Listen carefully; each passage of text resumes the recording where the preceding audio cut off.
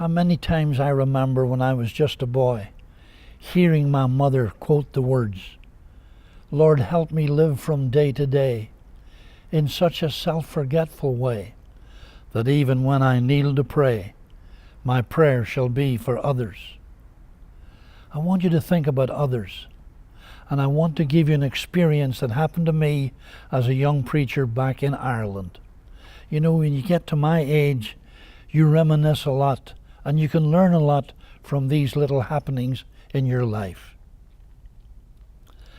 One particular man who had no part in the formation of my ministry, he pushed his way in. I was very young and became a member of the full-time staff. He became, in fact, what I have often said was the most evil man, intrinsically evil, that I ever met. Shocking, to say the very least. He stole from us, he lied, and he did everything. He was a sex pervert and everything. It finally all came out. But you can't believe what he did. He infiltrated the congregation, didn't win too many, but he won at least a couple of good families and got them to follow him against the pastor, which was me.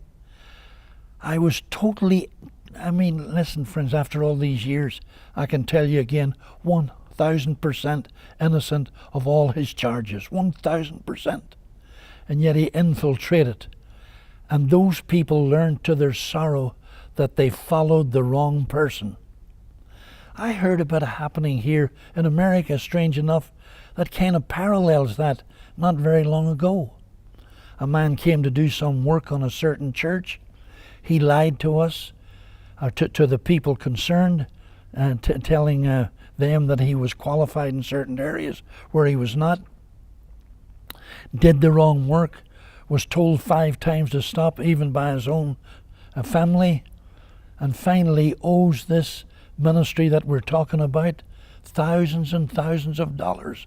And yet, can you believe it, some fools decided to follow others, not to take the word of the pastor, a man who I happen to know him, who did right, who honored God, who was in the right, who helped that man. But then when he turned turtle, owed the ministry several thousand, had to go, lied about the pastor, then there were some people, not many, followed him instead of following the pastor. Others are going to come into your life. Others that will do you good, others that will do you bad. Be sure, especially if a crisis arises in your church, that you know the facts before you speak against the pastor. That's the one that paid the price, whoever he be. He's been through school or whatever. He's studied, he's learned. And now he's in a terrible position of somebody trying to take advantage of the church. And the possibility of you being a lover of the pastor suddenly turn against him when it was the other fellow's fault. Others. Lord, help me live from day to day in such a self-forgetful way that even when I kneel to pray, my prayer shall be for others. You've got to watch the influence of others. You've seen it yourself, and I've seen it in life. Here's a young person growing up, a fine young person, and suddenly they fall into bad company. And then they turn out in a rotten way. This can happen in church.